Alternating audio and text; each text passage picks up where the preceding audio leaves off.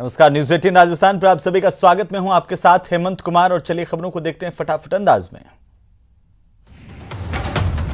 प्रशासन शहरों के संग अभियान में नगर परिषद की ओर से एक व्यवसायिक प्रॉपर्टी का पट्टा जारी करने के विरोध में एक पक्ष ने आज नगर परिषद में धरना दिया और प्रदर्शन किया। सवाई माधोपुर स्थित रणथंभौर के जंगलों में 17 दिन बाद मिले घर से लापता बुजुर्ग महिला के कंकाल के मामले को लेकर आज सर्व समाज के लोगों ने कलेक्ट्रेट के सामने जमकर प्रदर्शन किया। सिरोही के रेवदर उपखंड क्षेत्र में किसानों के हक के लिए किसान संघर्ष समिति की ओर से एक दिवसीय धरना प्रदर्शन का आयोजन किया गया। इस दौरान किसान नेताओं के साथ में सैकड़ों किसानों ने किसानों के हक के लिए अपनी विभिन्न मांगों को रखते हुए उपखंड अधिकारी को ज्ञापन दिया। सरकार का ध्यान आकर्षित करने की मांग की है। ज्ञापन में माही डैम का पानी किसानों के लिए छोड़े जाने की मांग रखी गई। बारां के अटरू थाना इलाके में 7 दिन पहले व्यापारी की पीट कर निर्ममता से हत्या के दोषियों को पकड़ने के लिए कोटा संभाग से जुटे जाट समाज के लोगों ने बारां मिनी सचिवालय पर जमकर प्रदर्शन किया है। इस मामले में व्यापारी के मुनीम की ओर से वारदात में शामिल उधार लेने वाले परिवार के 7 लोगों के खिलाफ अटरू थाने में नामजद हत्या का मुकदमा दर्ज करवाया गया था। इस घटना के 7 दिन बाद भी मामले में 5 आरोपियों की गिरफ्तारी नहीं होने से आक्रोशित जाट समाज ने जिला कलेक्टर कार्यालय और पुलिस अधीक्षक कार्यालय पर जोरदार प्रदर्शन किया, नारेबाजी की। कोटा शहर में आधारभूत ढांचागत विकास कार्यों की कड़ी में बिछाई जा रही सीवर लाइन के कामों को लेकर के विवाद हो गया है। बीजेपी नेता लोकेंद्र सिंह राजावत के नेतृत्व में शहर के लोगों ने RUIDP कार्यालय पहुंचकर हंगामा किया।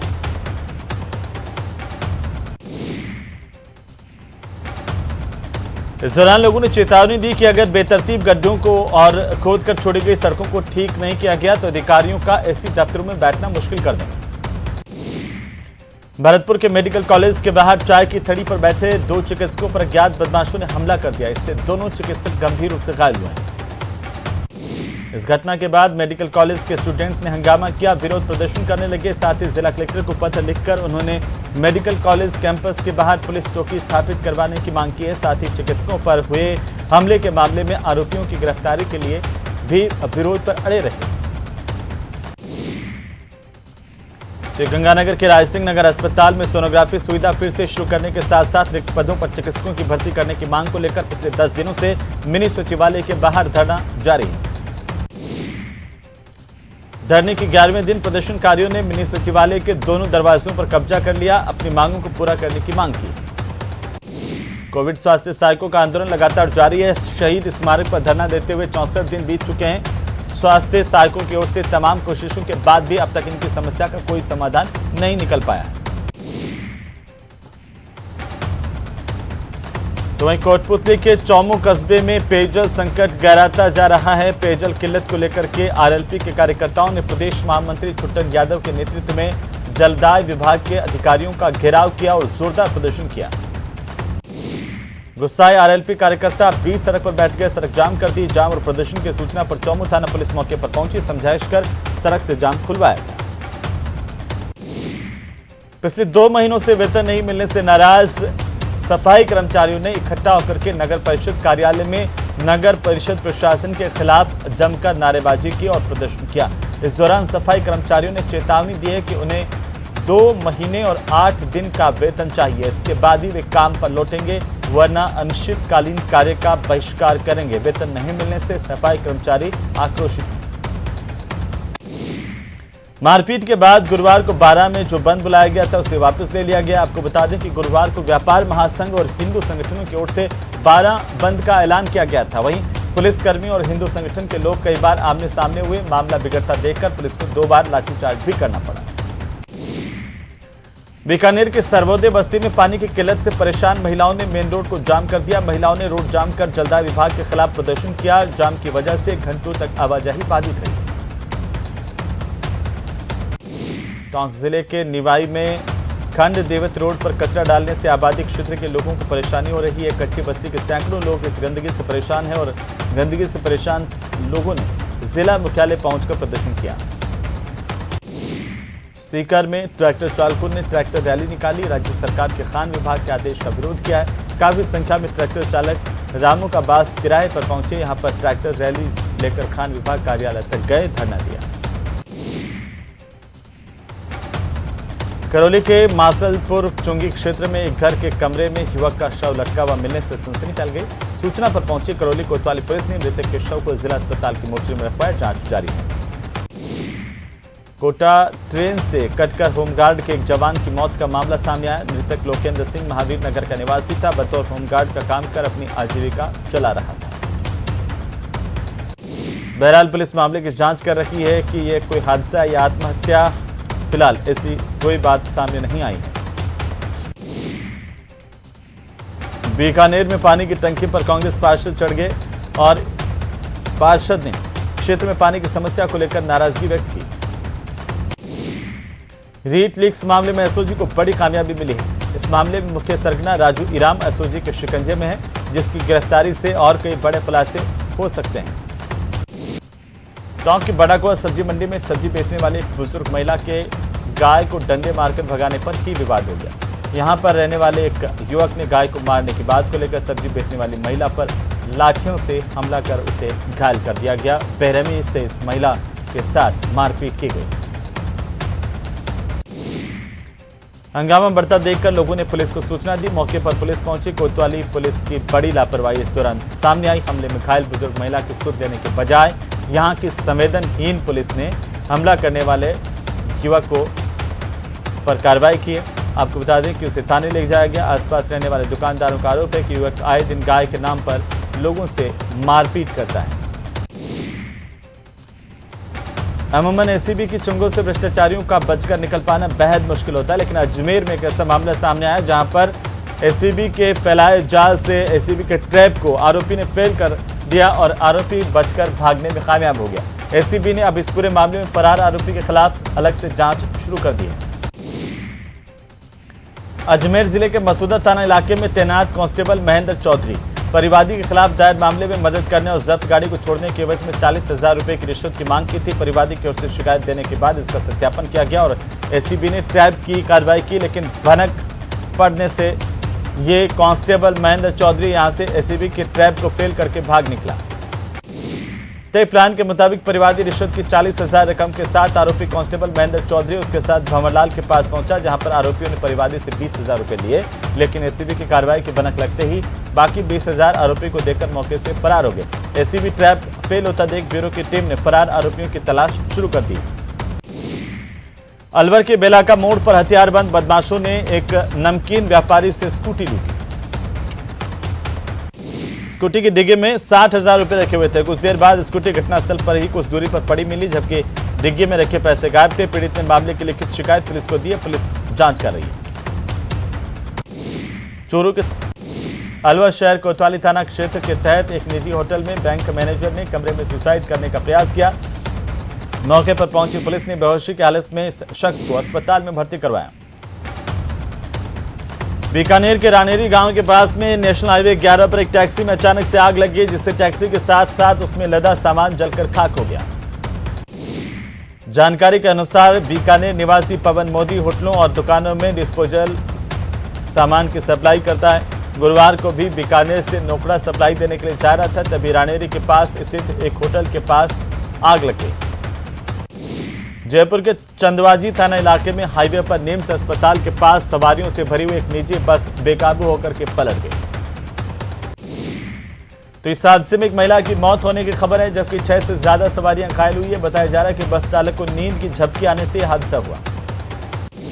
चूरू बाड़मेर के कुएं की बेरी में कुएं में काम करते समय एक युवक अचानक से 150 फीट गहरे कुएं में मिट्टी में दब गया। प्रशासनिक अधिकारियों और रेस्क्यू टीम ने मौके पर पहुंचकर आजम खान को बाहर निकालने के लिए रेस्क्यू शुरू किया।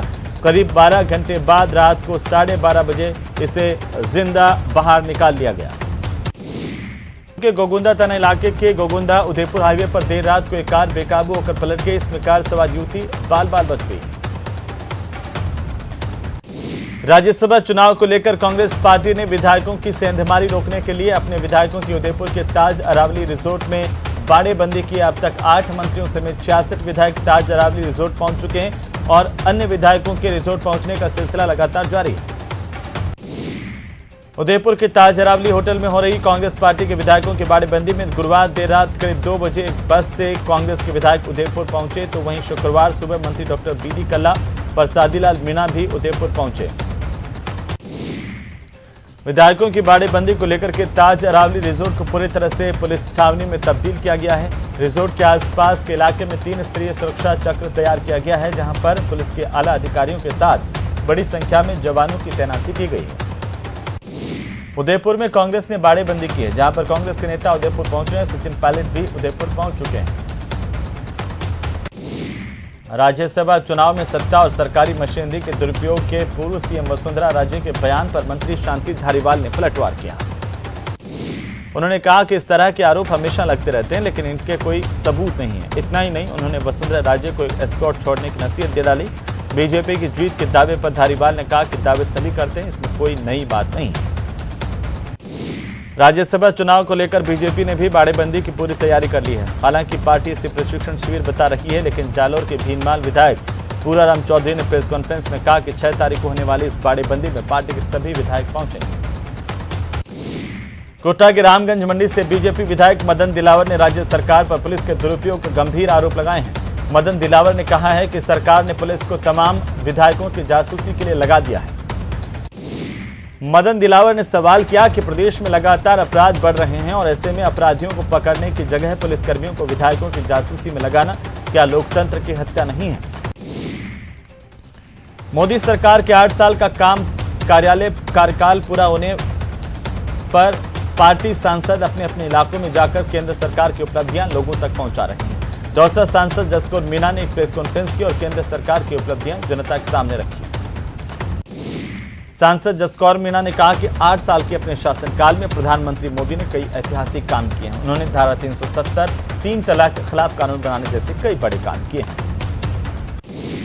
बीजेपी सांसद जसकौर मीणा ने गहलोत सरकार पर निशाना साधा। उन्होंने कहा कि राज्यसभा चुनाव को देखते हुए सरकार ने ट्रांसफर की दुकान खोल दी और सीएम विधायकों से कह रहे हैं कि तबादलों में खूब कमाओ और वोट दो।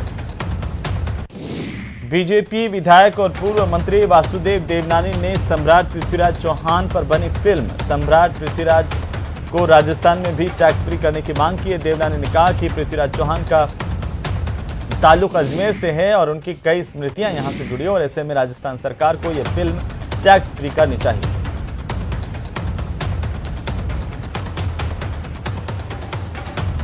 तो केंद्र में बीजेपी सरकार के 8 साल पूरे होने पर डूंगरपुर बांसवाड़ा से सांसद कनकमल कटारा ने डूंगरपुर में प्रेस कॉन्फ्रेंस की और केंद्र सरकार की 8 साल की उपलब्धियां गिनाई। प्रदेश की कांग्रेस सरकार पर भी निशाना साधा। केंद्र की मोदी सरकार के 8 साल पूरे होने और सांसद के 3 साल का कार्यकाल पूरा होने पर राजसमंद जिला कार्यालय में बीजेपी की ओर से प्रेस कॉन्फ्रेंस की गई। इस दौरान प्रदेश महामंत्री और सांसद दिया कुमारी ने केंद्र सरकार की योजनाएं बताई।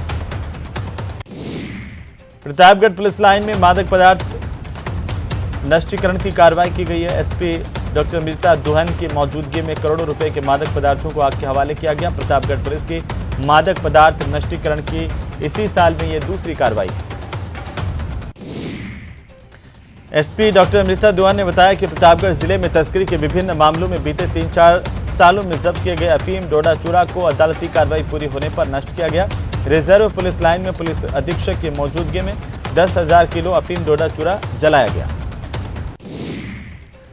जयपुर एयरपोर्ट पर सुबह अफरा तफरी का माहौल देखा गया। पैसेंजर एयरपोर्ट के टिकट काउंटर पर अपना चेकिंग कर रहे थे। उसी समय सीआईएसएफ के जवान एयरपोर्ट रनवे की तरफ दौड़ने लगे। इतने सारे जवानों को जाते देख यात्रियों के हाथ पांव फूल गए। दरअसल जयपुर एयरपोर्ट सीआईएसएफ की मॉक ड्रिल चल रही थी। मॉक ड्रिल का विषय इस बार छात्रों की किडनैपिंग का था, जिसमें 40 छात्र इंडिगो के विमान में ढाका से दिल्ली जा रहे थे, लेकिन विमान को किडनैप कर जयपुर उतारा गया। डूंगरपुर जिले में मानसून आने से पहले कृषि विभाग ने अपनी तैयारी शुरू कर दी है।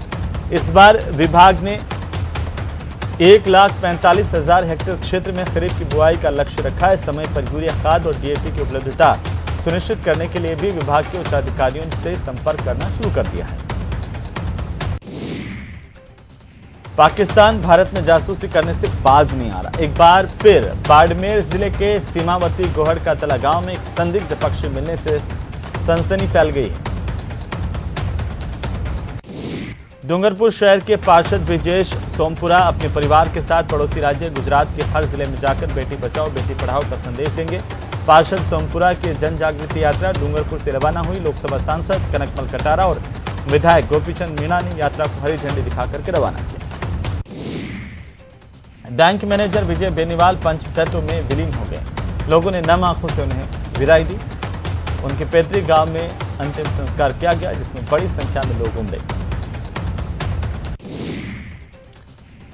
श्रीगंगानगर की बाम्बू कॉलोनी स्थित गुरुद्वारा भाई मक्खन शाह लबाना में सिखों के 5वें गुरु अर्जुन देव का शहीदी दिवस मनाया जा रहा है। सिख धर्म के 5वें गुरु अर्जुन देव के शहीदी दिवस के मौके पर भोग लगाकर के गुरु का अटूट लंगर लगाया गया। श्रद्धालुओं ने ठंडे मीठे पानी और शरबत की छबील भी लगाई।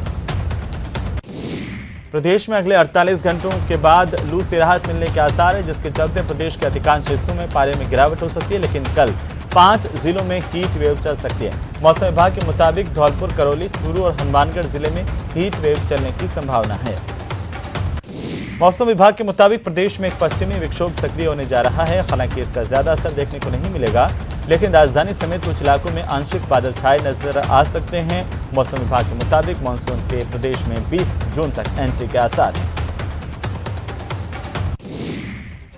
इसी के साथ ही बुलेटिन फिलहाल नहीं। नमस्कार।